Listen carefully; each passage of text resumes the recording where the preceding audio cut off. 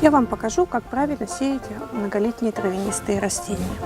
Для этого мы также должны хорошо подготовить участок, перекопать его, освободить от всех сорняков, разровнять, чтобы не было мелких комков. Затем мы берем маленькую тяпочку или совочком делаем бороздку глубиной примерно 5 сантиметров. На дно бороздки мы должны насыпать перегноем, тонким слоем перегноя.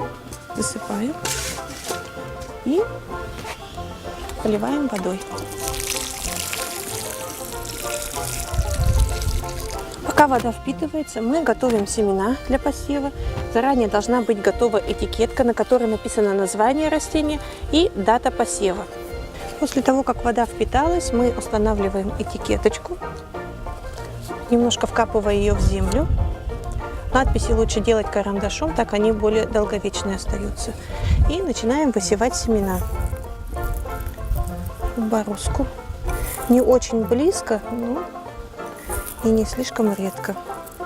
Потом, когда появятся всходы, наиболее слабые можно будет удалить.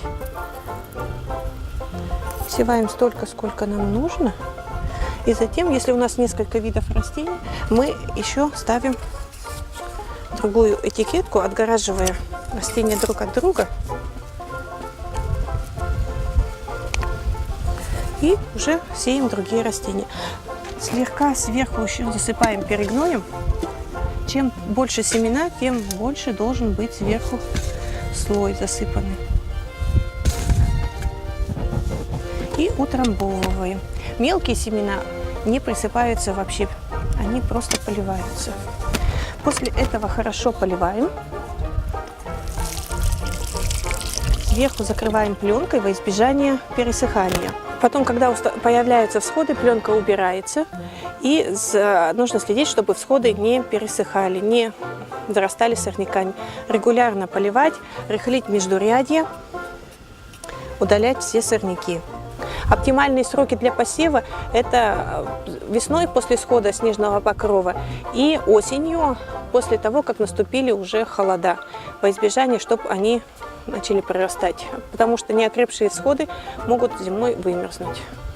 Обычно на второй год растения уже окрепнут, и они могут быть пересажены на постоянное место.